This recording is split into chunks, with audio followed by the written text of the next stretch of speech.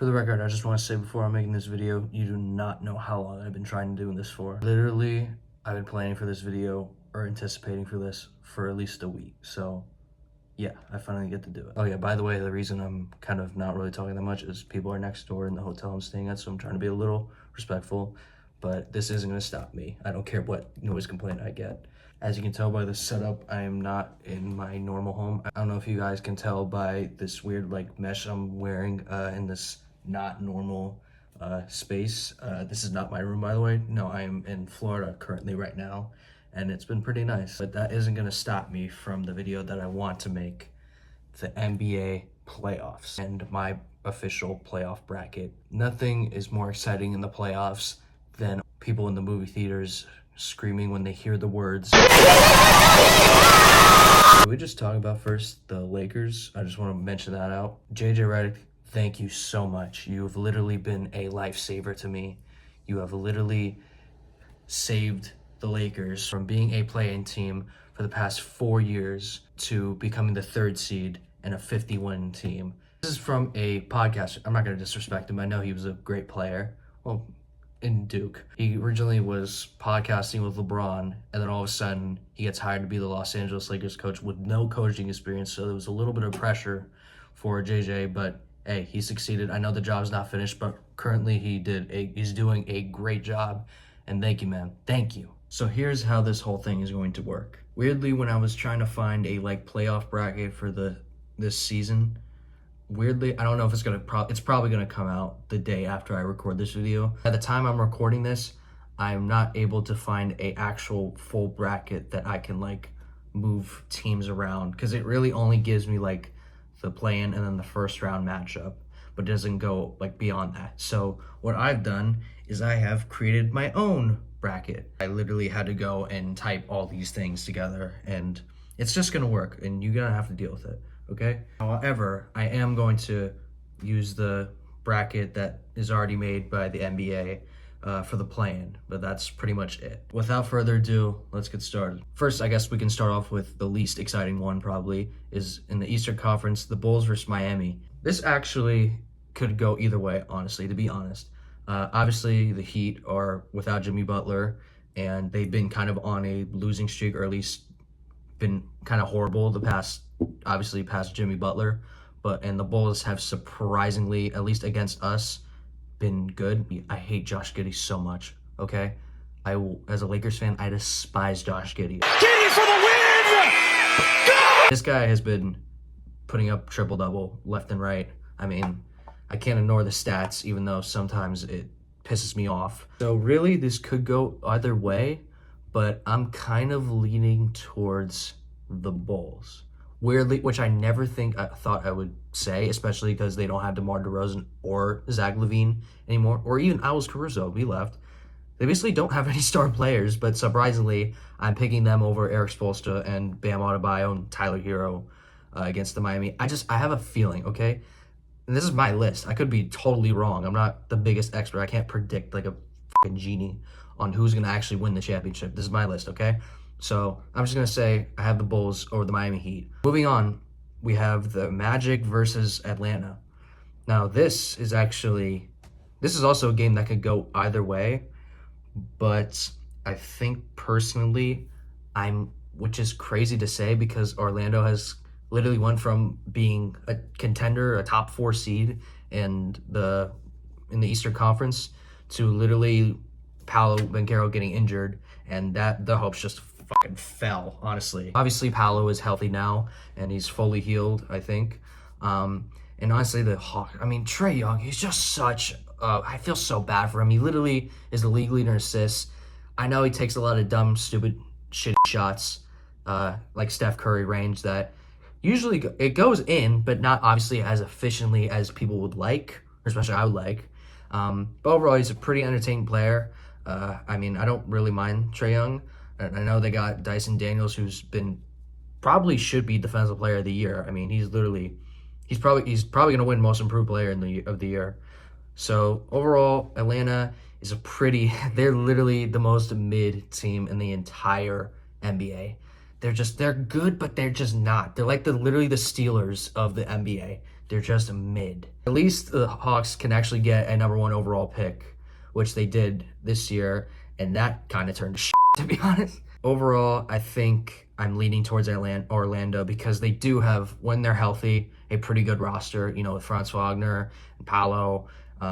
They just really got a very great young team, and I think if they're fully healthy next year, they could probably be a 4th seed again. So I'm going to lean towards the Orlando and beating the Hawks. Which now leads me to the final game of the Eastern Plan on who's going to be fighting to face the 1 seed, which is pretty scary. So it's the Hawks and then the Bulls. Now this, I'm going to have to, honestly, I'm going to pick the Hawks because just when you really have like no star player on the Bulls, like it isn't going to, you're just not going to win. I'm sorry. Against someone like Trae Young who could probably drop 30 on you with 11 assists, it's really going to come down to obviously how good the Hawks play, even though the Bulls surprisingly can still score, even though with having no star player. But yeah, I'm going to pick the Hawks. That's going to face the Cavs, and which leaves the Magic to play the Celtics. So pretty big, pretty shit teams that the play-in is going to have to play. Speaking of the West, this is going to be a very stacked Western Conference. This has literally been such a stacked Western Conference in general. So literally the last 2 games of the entire season depicted on like 4 standings by 1 game. So literally if anybody lost 1 game or lost 2 games or even won 2 games, that was going to determine a lot. And it really came down to the final moments, except for the 9th and 10th seed because they were kind of behind, but it was more from like the 4th seed, even the 3rd seed kind of, which luckily your boy, the Lakers are, thank God. But yeah, definitely a stressful few days because, mainly for the Lakers, which I'll discuss in a short moment. But yeah, let's just get into the 9th and 10th seed, which are the Sacramento Kings versus the Dallas Mavericks. Dallas fans, not you, Nico Harrison. Fuck you. Actually, you're the greatest Laker to have ever happened to us. Thank you so much, but fuck you. I'm saying this because I know Mavs fans, I've been chantingly repeating this to you. Yeah, I'm so sorry, Mavs fans, because I know you guys did not deserve this, but I'm going to be as respectful as possible, and I'm going to let your season actually end this suffering that you guys have been dealing with from obviously trading your star player, your franchise, your icon away for basically, I won't say nothing, but definitely a very lopsided deal. And then that leads to obviously Anthony Davis, sad to see, get injured like he normally does. Half of your roster being injured when you only have, for a period of time, 7 players. Literally Kyrie tearing his ACL, that did not help you guys one bit. But it is also funny to see how your GM has basically, the claims that he traded Luka Doncic away was because he wanted to win now. Meanwhile, you're in the 10th seed right now, and I'm sorry, you're not going to win against the Kings.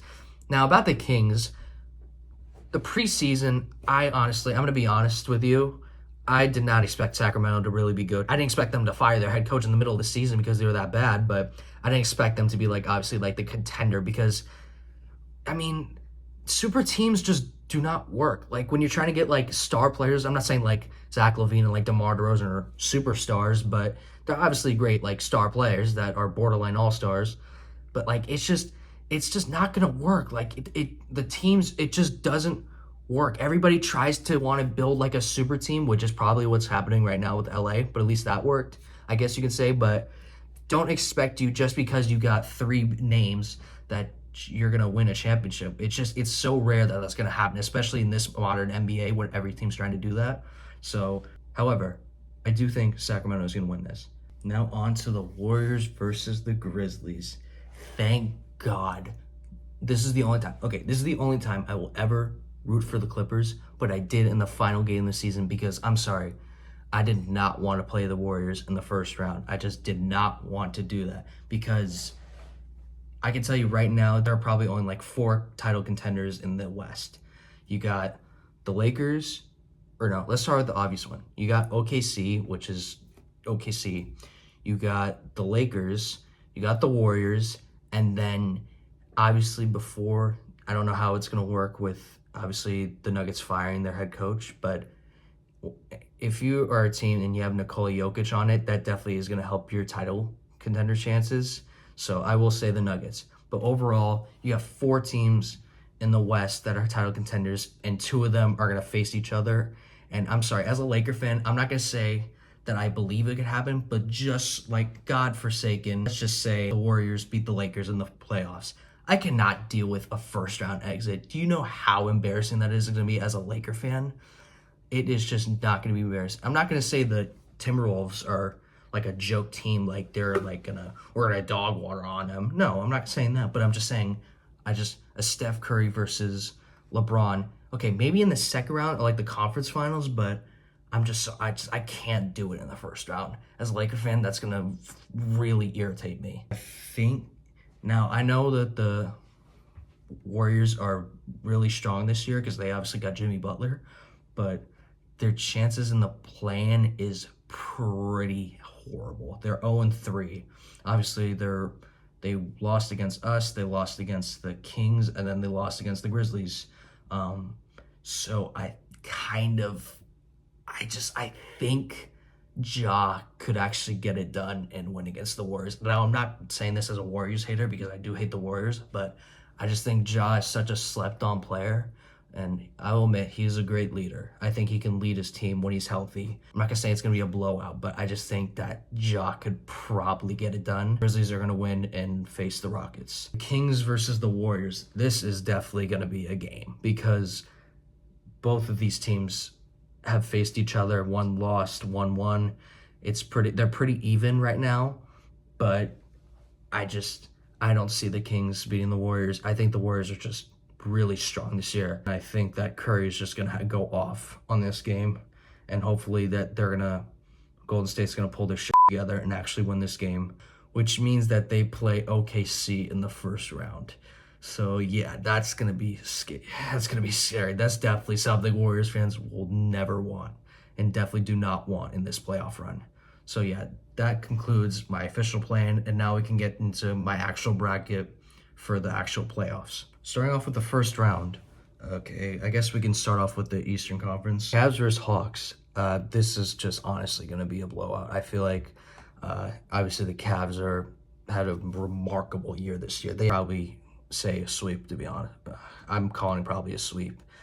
Maybe not. Maybe I think Trae Young could get them to one game, but I just don't think the Hawks really have a chance. I'm going with the Cleveland Cavs. Pacers versus Bucks. Now this is kind of going to be a lame series. Obviously, if Damian Lillard was healthy, this would definitely make it at least entertaining, even though they already played them in the playoffs last year, and it was kind of a surprise that Indiana won.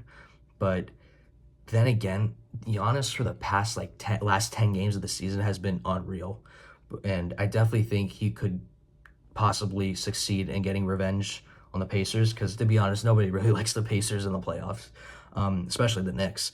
But maybe there's a chance. I think I'm going to lean towards Milwaukee. Weirdly, without Damian Lillard, even if he does or doesn't come back, I think Giannis can find some way by himself to get at least through the first round. So I'm going to pick the Bucks in like 6 or 7. Celtics versus Magic.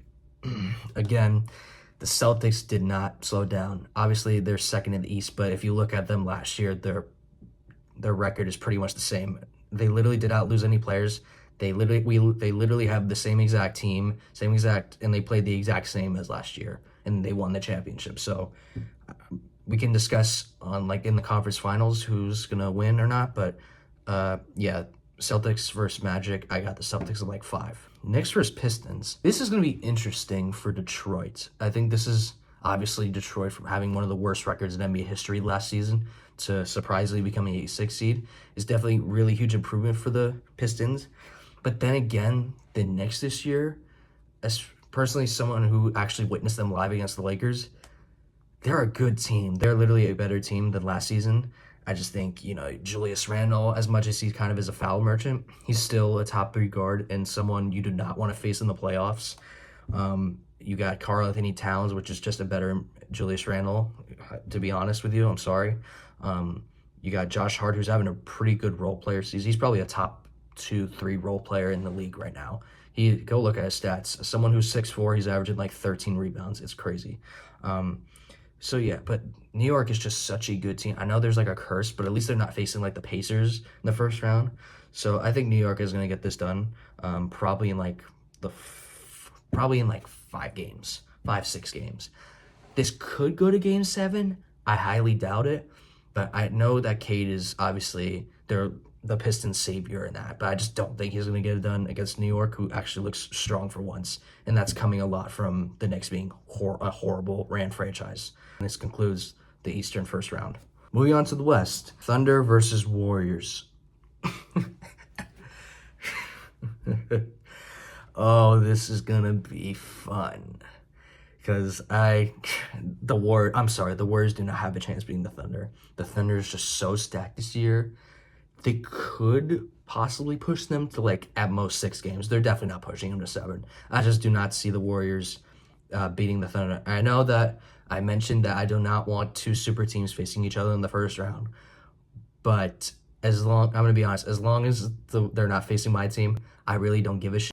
So I'm gonna have to say Thunder in 6. All right, we got the Nuggets and Clippers. This is going to be a very, very interesting series because obviously the last game the Clippers clinched the 5th seed, and they're playing a Nuggets team who doesn't have a head coach right now. Jokic is obviously in his prime right now and probably had one of the greatest seasons in NBA history this season, and he probably isn't going to even win MVP, which is crazy to me. As much as I don't really like Jokic, I respect his game, but obviously I can't root for him because he beat my ass the past 2 years.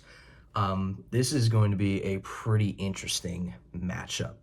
And even with the Nuggets not having a coach, now realizing it. Because honestly, it's crazy. They have Kawhi and Harden. They have a really good role player, overall team-wise, I guess you could say. Kawhi is definitely someone you do not want to mess with in the playoffs, as much as Jokic is. Harden is going to be really the determining factor, I think, or if Kawhi somehow, suddenly, which is probably possible, gets injured in the playoffs. It's really going to come down to if Harden and Kawhi Leonard can actually work together and not choke in the playoffs. If that could happen, that's definitely going to give Denver a really hard time and struggle, because as great as Nikola Jokic has been this season and all the masterpiece performances he's made, the team is still lost.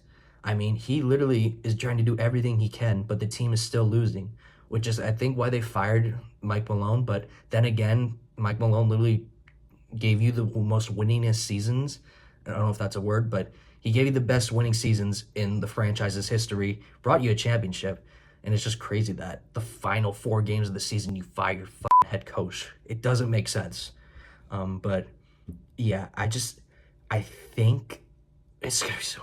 I think I'm leaning Clippers, which is crazy to say as a Laker fan, but I just think that it's really gonna come down obviously to them. But the Nuggets are just the Mike Malone firing definitely them bad. So this is, I'm going to say the Clippers in 7. Rockets versus Grizzlies. This is what I'm going to say about Houston. They're such a fraud 2nd seed. They're probably one of the worst 2nd seeds in NBA history. This team is just not scary whatsoever. And it is crazy that they're even a 2nd seed. They got a great young talent, or great young kind of roster. They have good all-around players, but definitely not something to be terrified about in the playoffs, or not superstars. But them going against the Grizzlies, who have been pretty this season, especially when Ja has either been injured or hasn't been putting on performances that he can put on. I'm kind of leaning towards the Grizzlies. I think Ja can honestly get this done against Houston, because I just don't see Houston really winning, especially because they're not really a playoff team, because they haven't been to the playoffs with this roster, or at least most of these guys on this roster. Not really a team to be scared about. And it's weird saying that I think the Grizzlies are going to win. But yeah, I think Ja can get this done at probably 6 or 7. And finally, Lakers versus Timberwolves. We're facing the Timberwolves, who have a weaker roster this year than last year, obviously because they traded Karl-Anthony Towns away for Julius Randle. I just think the Wolves are just going to have a hard time guarding. They're going to first try and guard LeBron, but then they realize that they have to guard Luka Doncic, and then when they think that they can guard Luka Doncic, they have Austin Reeves, who is averaging 20 this season. So overall, I think the Timberwolves, who have a pretty decent defensive team, they're not going to match our offense. It's just not going to happen. And as it sucks to say, because I love Anthony Edwards so much, I'm going to hate him during the series, but I just don't think he's going to really do enough in order to get this done. So I get to finally say this. I think the Lakers are ready. Josh Giddey. LeBron probably partied with Dick. Lakers in 5. We have the Cavs versus Bucks. I'm sorry, the Bucks. They don't have a chance, honestly. Not saying they're gonna get swept, but I just don't really see the possibility of them beating the Cavs, who are just pretty much unstoppable right now. Though I do think the Cavs have some flaws. Obviously, every team has their flaws, but it's just gonna be hard to. You're really gonna have to have a really big contender to beat the Cavs, at least right now. I just don't really see. I don't see them beating the Bucks, so I'm gonna have to pick the Cavs in 5. Celtics versus Knicks. I really want New York to at least make a good run in the playoffs. I know they face the Pistons, which isn't really that big of a contender, but when you have to go from the Pistons to the Celtics, who are the reigning champs, and knowing the Knicks, I just do not see them getting past the Celtics.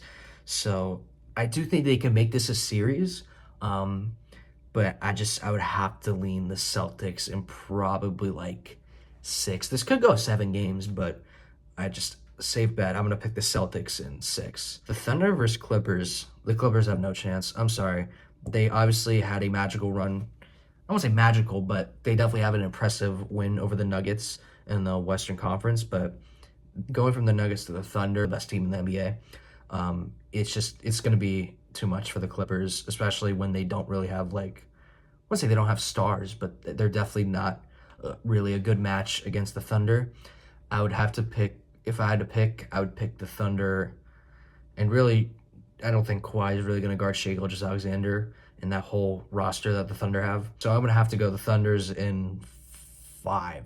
Lakers versus Grizzlies. I know, I get another Grizzlies and Lakers matchup in the playoffs. It definitely was more exciting in the first time we played them, and we absolutely destroyed them. Yeah, I'm not really looking forward to this, but I do think that the Lakers are we're gonna get it done. Do I think it's gonna be the last time we won 6 games? I don't know. I don't think so. I think it's gonna be again Lakers in 5. Hold on, I gotta make up a new slogan real quick. Chicken jockey, ice hockey, Amir coffee, Lakers in 5. All right, moving on. We have the conference finals. Cavs versus Celtics. Yeah, I don't see the Cavs honestly winning against the Celtics. It could possibly happen, but when you're going against the back-to-back champions and a team that has a lot of playoff experience, it's going to be very hard to actually beat this team.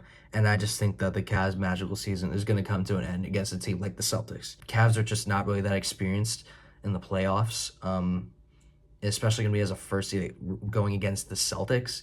Definitely the 2 contenders in the East, but it's just, yeah, the Celtics are going to win. The Celtics are going back to the NBA Finals. Thunder versus Lakers.